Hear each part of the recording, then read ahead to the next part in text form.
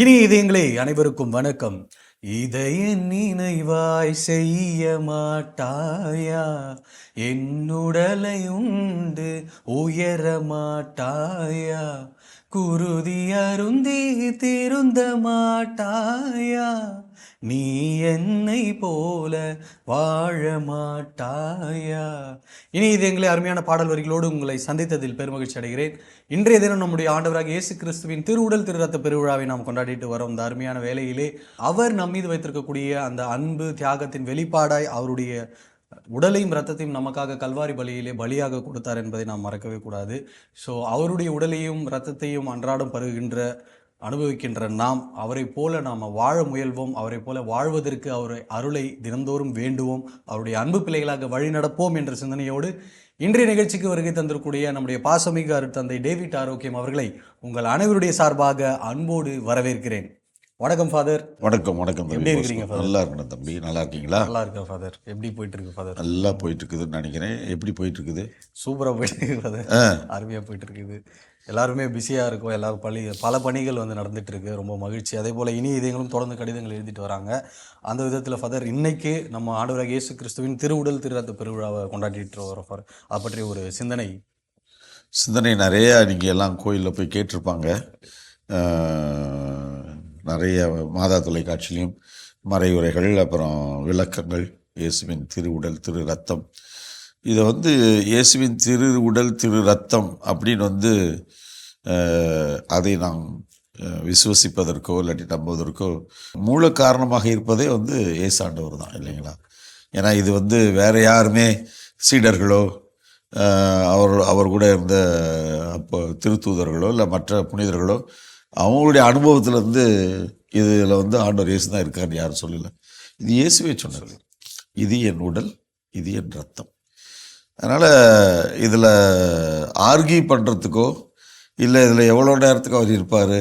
ஏன்னா ஒரு சில பிரிவினை சகோதரர்கள் பார்த்திங்கன்னா அந்த சொல்லி ஒப்பு கொடுக்குற அந்த நேரத்தில் அங்கே இருப்பார், அதுக்கப்புறம் அதிலெல்லாம் அவர் இருக்க மாட்டார். இப்படிலாம் நிறைய நம்பிக்கை முறைகள்லாம் இருக்குது. அந்த நேரத்துக்கு இருப்பார், அப்புறம் இருக்க மாட்டார். இது நம்ம மாயாஜலமா? ஒரு தடவை நம்ம ஆண்டவருடைய அவர் சொன்ன அதே வார்த்தைகளை சொல்லி அந்த அப்பத்தையும் ரசத்தையும் நம்ம ஒப்பு கொடுக்கின்ற பொழுது ஆண்டவர் அங்கே உண்மையாகவே தனது பிரசன்னத்தை வெளிப்படுத்துகிறார். இது நிறைய புதுமைகள். இப்போ கூட சமீபத்தில் கேரளாவில் நற்கருணை ஆண்டவருடைய முகம் அந்த அப்பத்தில் இருப்பதாக அது வத்திக்கானுக்கு அனுப்பப்பட்டு அவர்களும் அதை முழுக்க அதை குறித்து ஆய்வுகள் எல்லாம் செய்து அது உண்மைதான் அப்படின்னு சொல்லி அவர்கள் சொன்னதாக அது மீண்டுமாக கேரளாவுக்கு அனுப்பி வைக்கப்பட்டது. இது திருத்தந்தையுடைய என்ன சொல்கிறது பிரதிநிதியாக இருக்கக்கூடிய நம்ம நுன்சியோன்னு சொல்லி சொல்லுவோம், அம்பாசிடர்னு சொல்லி சொல்லலாம் அங்கே. ஸோ அவருமே அந்த இதில் நிகழ்வில் பங்கெடுத்திருந்தார். அவர் தான் அந்த கடைசியில் ஆசிரியரை கொடுத்தாரு. சமீபத்தில் இதெல்லாம் வாட்ஸ்அப்பில் எல்லா இன்ஸ்டாகிராம்லலாம் இது நிறையா யூடியூப்லலாம் இதை பரவலாக்கம் செஞ்சுருந்தாங்க. இது மாதிரியான புதுமைகள் எல்லாம் எல்லா பக்கமும் நடந்துக்கிட்டு தான் இருக்குது. மக்கள்லாம் சொல்கிறாங்க. ஒரு சில இடங்களில் ஆன்மீக அது அப்போ உடலாக மாறி எல்லாம் சொல்கிறாங்க. இதெல்லாம் ஏன் ஃபாதர்னு ஒரு சிலவங்க கேட்பாங்க.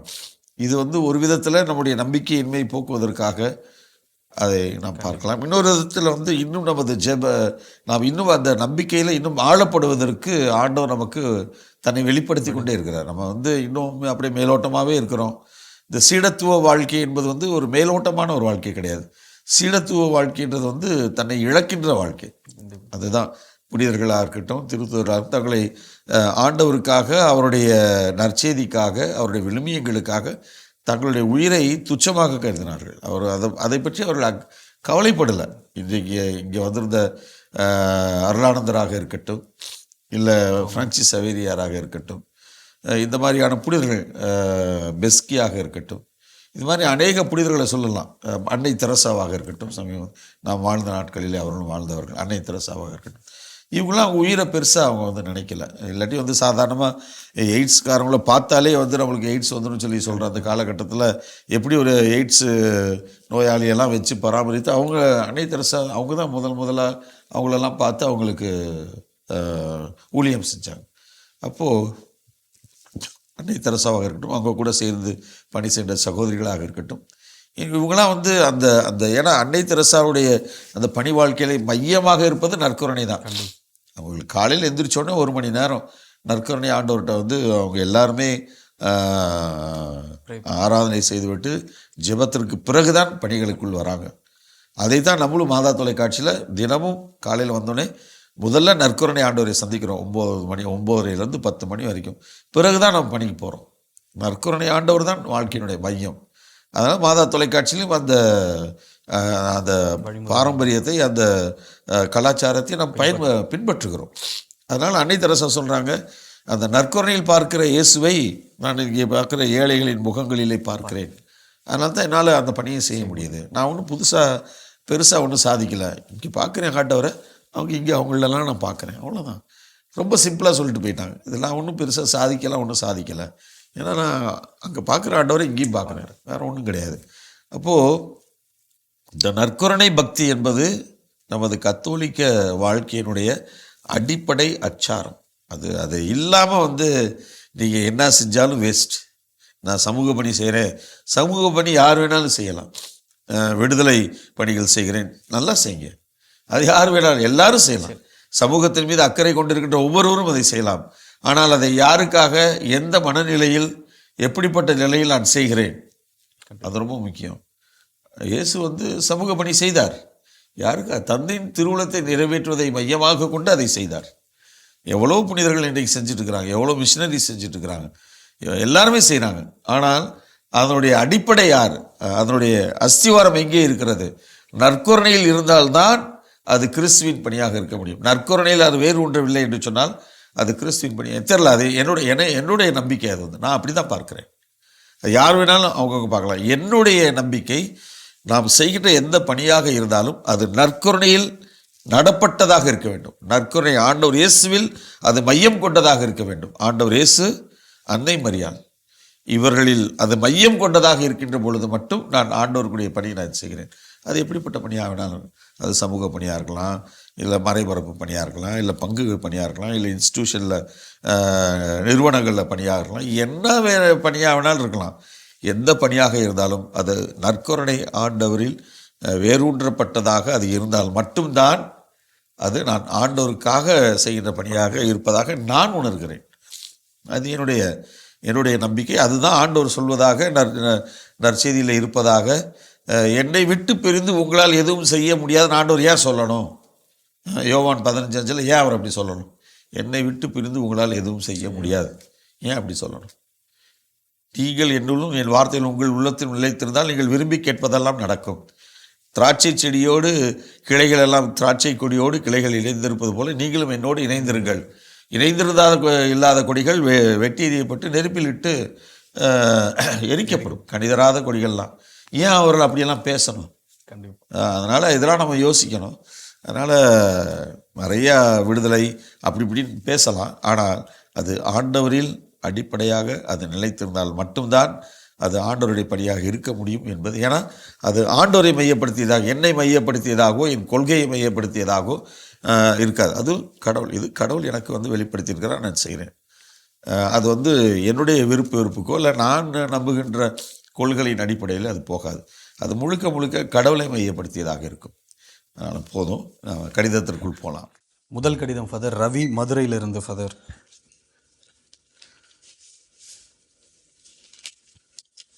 அன்பார்ந்த மாதா தொலைக்காட்சிக்கு பிரியமும் பாசம் பண்பும் நேசம் அன்புடன் ரவி ரசிகன் எழுதும் கடிதம்.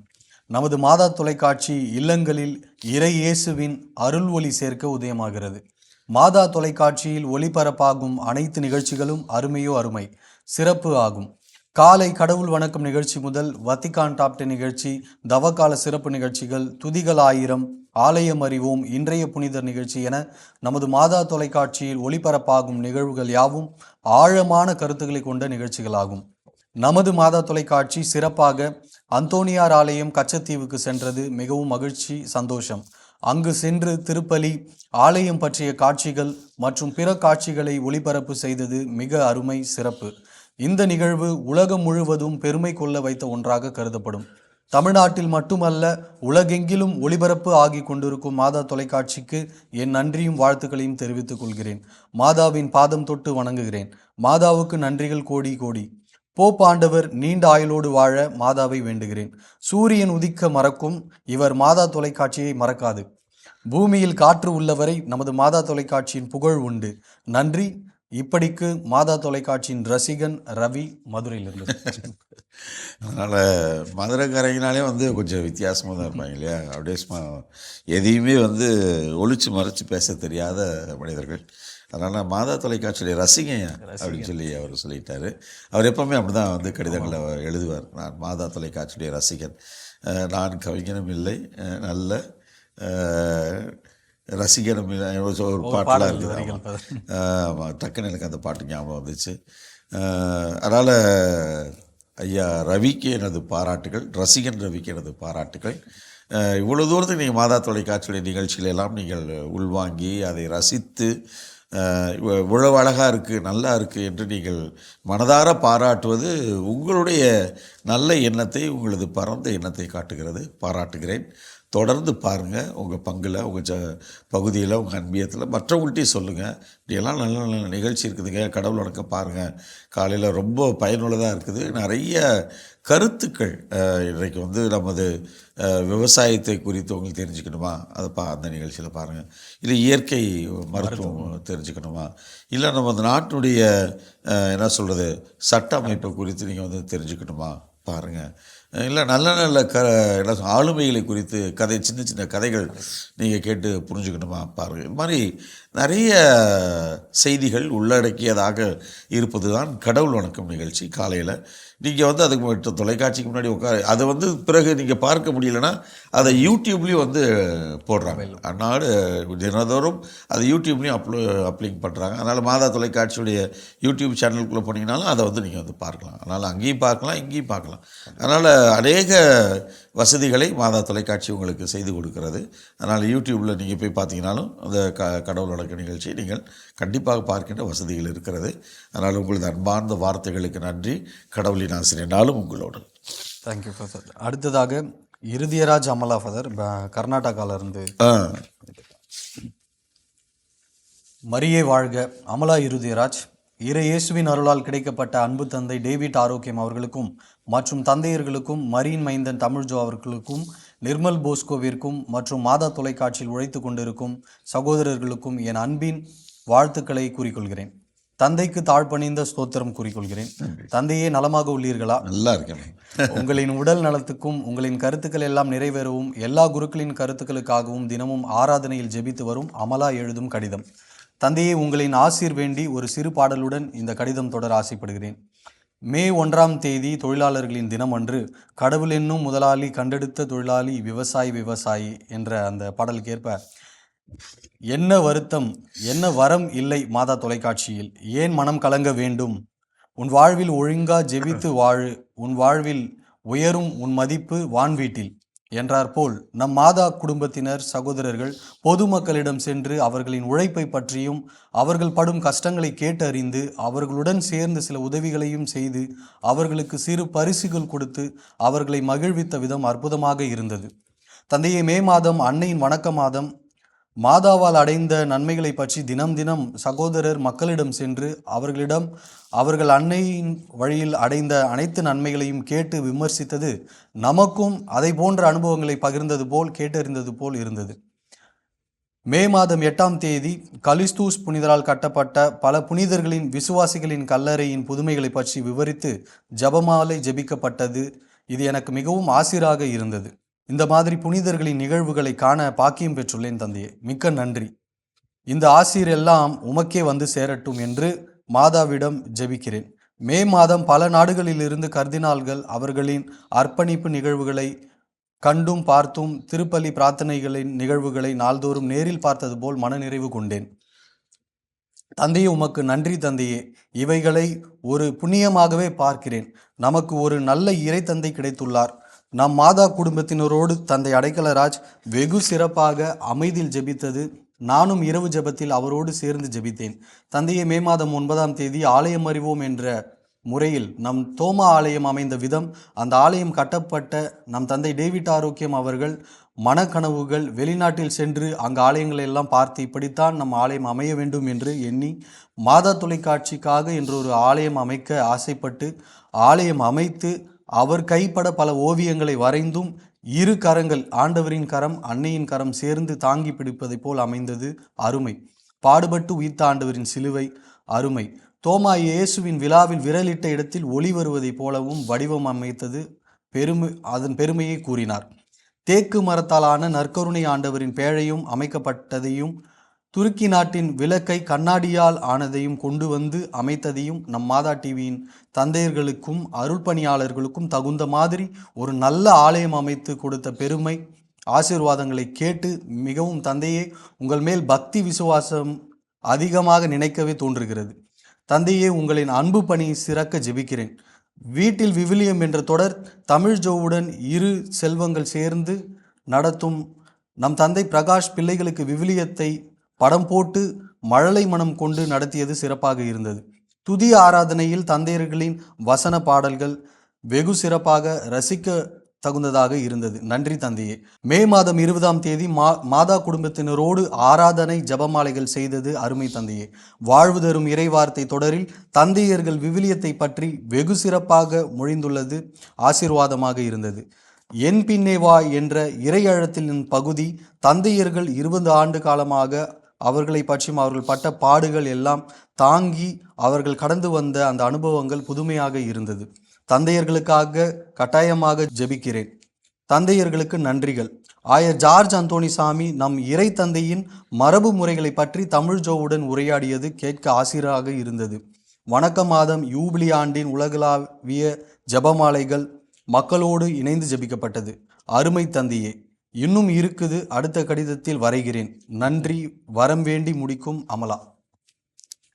அமலா இருதயராஜ் சகோதரி பெங்களூர்லேருந்து எழுதியிருக்காங்க இல்லையா? அடிக்கடி இவங்க கடிதம் எழுதுவாங்க. இவ்வளோ தூரத்துக்கு நீங்கள் வந்து மாதா தொலைக்காட்சி நீங்கள் எவ்வளவு அன்பு செய்கிறீங்கன்றது உங்களுடைய ஒவ்வொரு வார்த்தையும் அப்படியே பளிச்சுன்னு வந்து காட்டுது. அதாவது எவ்வளவு ஒருத்தவங்களை வந்து நம்ம அன்பு செய்கிறோம்னு சொல்லி சொன்னால் நம்ம வார்த்தையிலையோ செயல்லையோ வந்து அதை நம்ம அப்படி தான் வெளிப்படுத்துவோம். இல்லாட்டி சின்ன சின்ன பொருட்களை கொடுத்து வெளிப்படுத்துவோம் ஏதாவது ஒரு விதத்தில். ஆனால் உங்கள் கடிதம் வந்து பார்த்திங்கன்னா எவ்வளவுக்கு மேக்ஸிமம் இதுக்கு மேலே எவ்வளோ சொல்ல முடியாது எனக்கு தோணுது. அதனால் அந்தளவுக்கு மாதா தொலைக்காட்சி, அதில் பணி செய்கிற தந்தையர்கள், அதில் வரக்கூடிய நிகழ்ச்சிகள், அதனுடைய உட்கட்டமைப்பு ஒவ்வொன்றையும் பார்த்து பார்த்து பார்த்து பார்த்து ரசித்து நீங்கள் அனுபவித்து எழுதியிருக்கின்ற கடிதம் நீங்கள் எங்கள் மீது வைத்திருக்கின்ற அதீத அன்பை படம் போட்டு காட்டுகிறது. அதனால் எனக்கு ரொம்ப மகிழ்ச்சியாக இருக்குது, ரொம்ப நிறைவாக இருக்கிறது. நாம் கடவுளுக்காகவும் உங்களுக்காக செய்கின்ற பணி உண்மையிலேயே இது ஒரு சிறப்பான பணியாக இருக்கிறது என்பதை எங்களால் உணர்ந்து கொள்ள முடிகிறது. அதனால் ரொம்ப ரொம்ப நன்றிங்கம்மா. உங்களுக்காக நிறைய ஜெபிக்கிறோம். சந்தோஷமாக இருங்க, நல்ல சுகத்தோடு இருங்க. உங்கள் வீட்டில் எல்லாரையும் நாங்கள் கேட்டோம்னு சொல்லி சொல்லுங்கள்.